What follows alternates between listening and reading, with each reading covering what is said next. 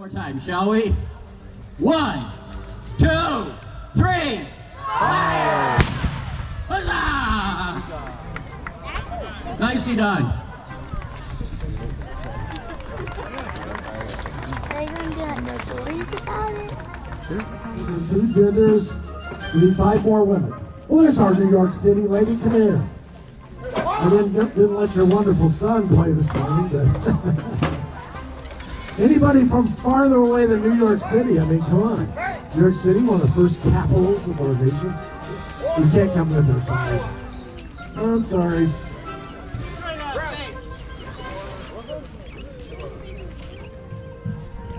Yes, you're in first place. Huzzah!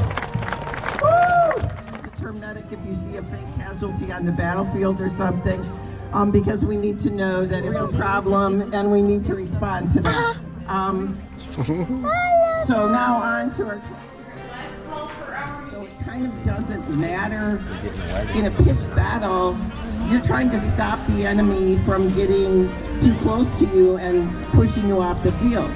So what matters more is frequency of fire than accuracy of fire. You might have some riflemen who are doing actually target shooting, trying to pick up officers, but what you really want to do is get a lot of shots going down the field to stop the enemy from advancing on you.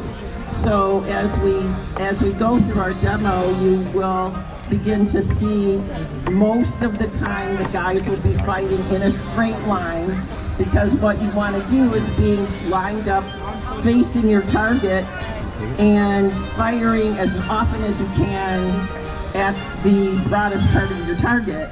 So that's going to be, you know, you want to be face to face, so you're not firing at the side view, but you're firing directly so that you have more chance of taking down some people. You'll see now there's a little advance guard here, and then there are the baggage, the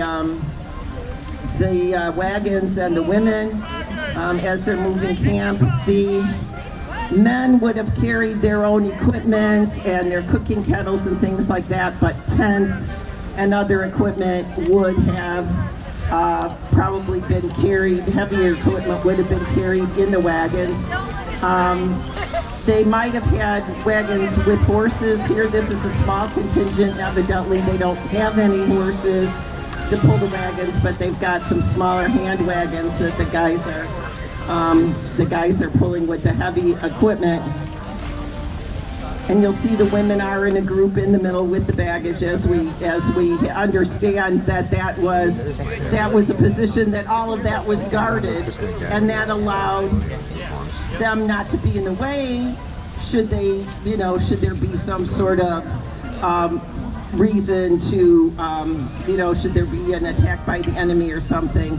But they are guarded. You'll also see the artillery piece coming along kind of in the middle of the column, again, guarded from attack, hopefully speaking. We have several regiments represented here. I'm trying to find, I don't see them right now.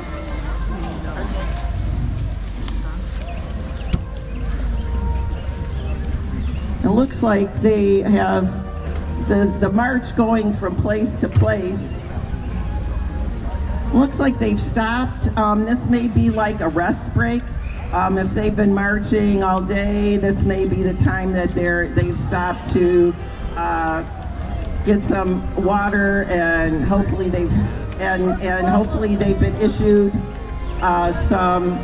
their rations for the day, so they might be stopping to have their lunch.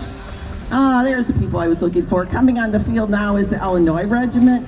The Illinois Regiment is the unit that fought here at Fort Sackville in 1779 against the 8th Regiment of Foot, the British regiment that held Fort Sackville at the time.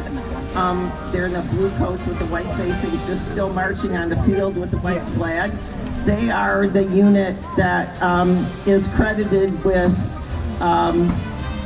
helping hold this western part of what became the United States, and making it possible for the United States to claim the land between the Appalachian Mountains and the Mississippi River at the end of the war because of their actions out here in what was then the West. Now we've got, evidently unnoticed by the congressional troops, we've got some Crown forces now coming across the field. Everybody you see there in a red coat is a British regular, which means they're part of the professional army of Great Britain. If you were a soldier, you were a career soldier in the British Army. They were the largest empire in the world in the 18th century, and expected to win the war in about 3 or 4 months when the revolution started. They're much better supplied. You'll see some green coats out there on the British side. Talk about them in a minute. You hear the drum now beating the assembly. Pulling the artillery piece up.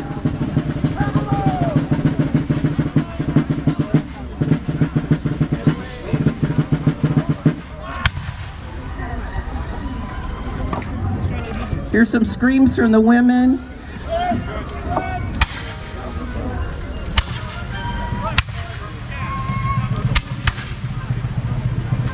Another drum now beating assembly down at the other end.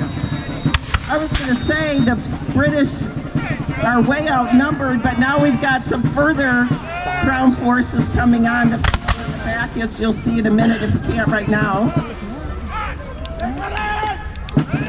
That's the 42nd Regiment of Foot coming on the field, the Royal Highland Regiment, you might know as the Black Watch. Remember, these are muzzle-loading weapons. Takes 15 seconds to prime and load, so you'll notice the congressional forces are firing by division. One group will fire, then they'll reload, and another group can then fire. You want to keep fire going down the field as consistently as you possibly can.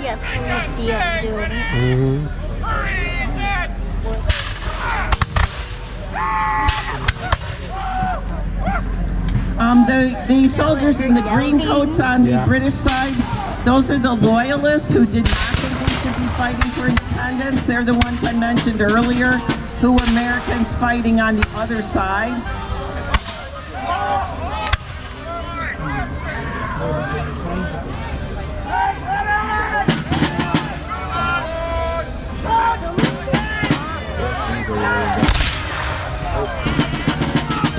You're the drummers beating the press and load. They can, when the officers' voices get hoarse and they can't yell as loudly anymore, the drums are actually the signal corps. You'll notice one group now going up by the fence. But you'll notice that by and large, everybody's fighting in a straight line. You'll notice the British, especially that first force that came out, because they were so much smaller, they're fighting in extended order there. They're in a straight line, but they're not shoulder to shoulder. Both were options.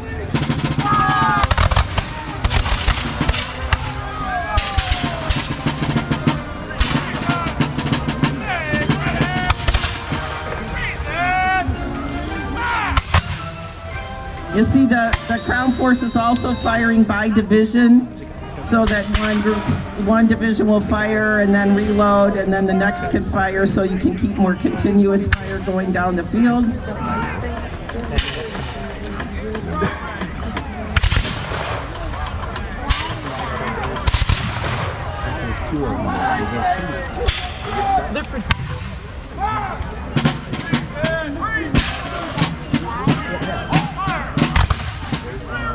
See the 4th Massachusetts marching forward, followed by the Illinois Regiment marching forward.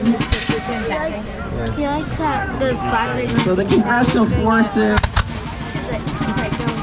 sometimes the congressional troops were raw recruits and very ill-trained.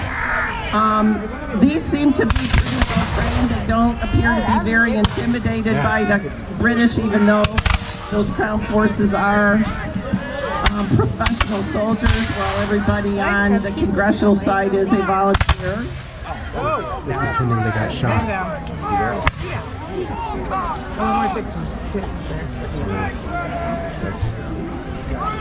You'll see a few of the women kind of deploying out into the field to the wounded. This was not something that you would see routinely or regularly, but we do know it happens sometimes. And in an instance like this, where the battle was unexpected, I think they just sort of take it upon themselves to help out in whatever way they can, since they're here anyway. We were on the march. So that's all very. Yes. I was in with the video.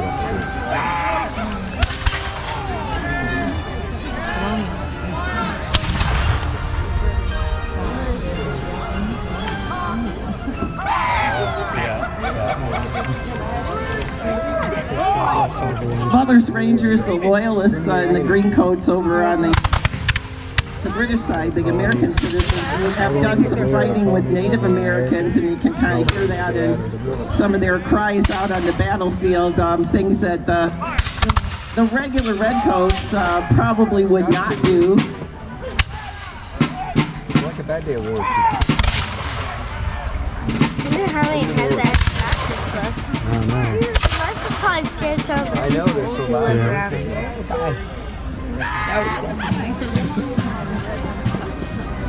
Probably like deliver mail that says, "Hey guys." You'll see one group of congressional forces way down at our left. They're trying to get a flanking movement going so that the Crown forces are going to have to fight in two directions and respond to that.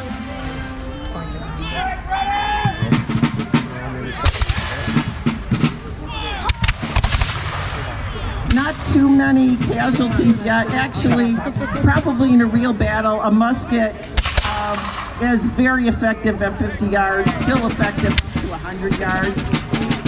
So you'd probably see more if this was real combat.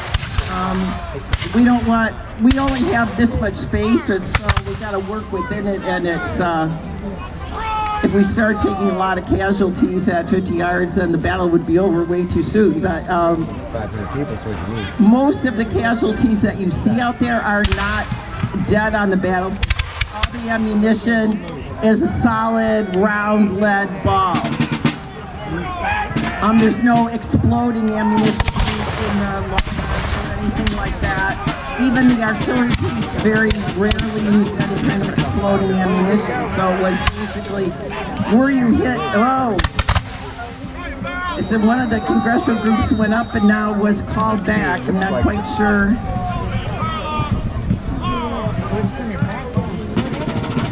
There's congressional soldiers way over to the left, but they're in some danger because they're way too far separated from the rest of their troops. So, to see what happens here. I think the Crown forces are outnumbered.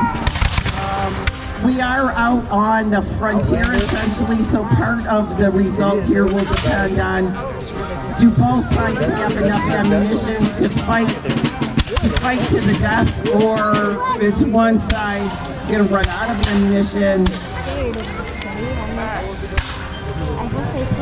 And there's also the matter of how many, it doesn't really matter how many casualties you took. You're considered the winner if you hold the field at the end of the battle. Most of the casualties, like I was saying, are not outright battlefield deaths. Your survival depends on where you were wounded and how well you can survive the infection that you're bound to get after the doctor has extracted the ball or amputated a limb or something with unsterilized weapons. Or well, they were weapons, but yeah, that's not what I meant. Unsterilized instruments. Sailor on the battlefield. I don't think so. Check this out. Watch. Looks like the artillery piece is out of ammunition, and that's allowing the infantry to move up in front of it and push back harder on the bridge. Wait, did Americans win this World War when that happened? Look, you got like the mountain West Virginia.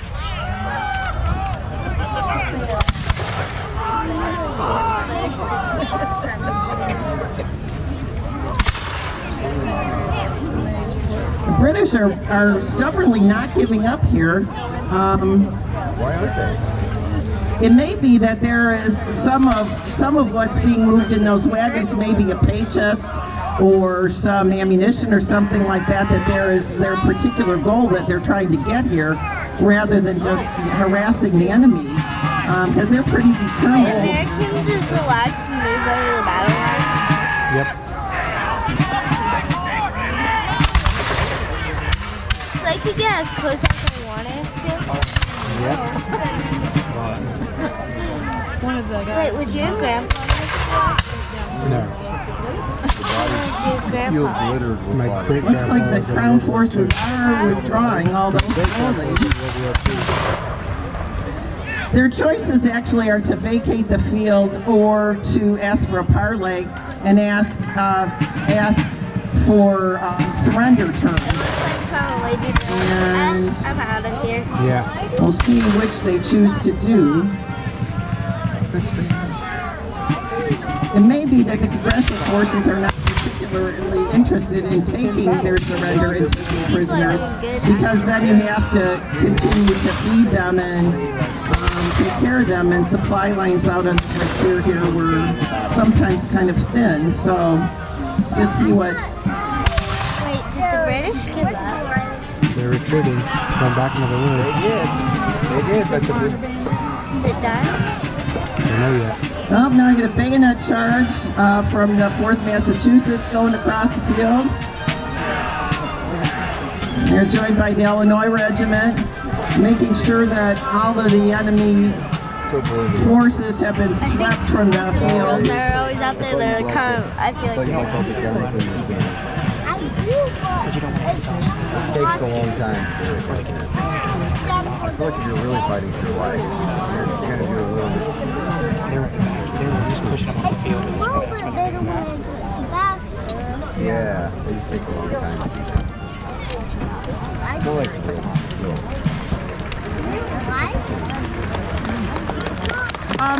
It looks like that is a victory for the forces of the Continental Congress this morning.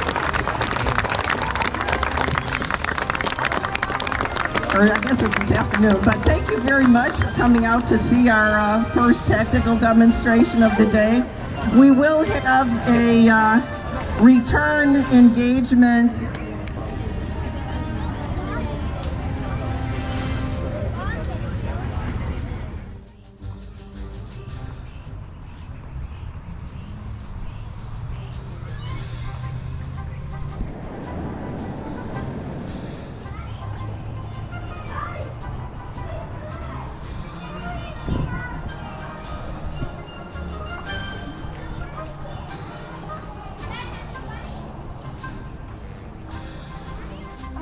I thought they were stabbed. Nope.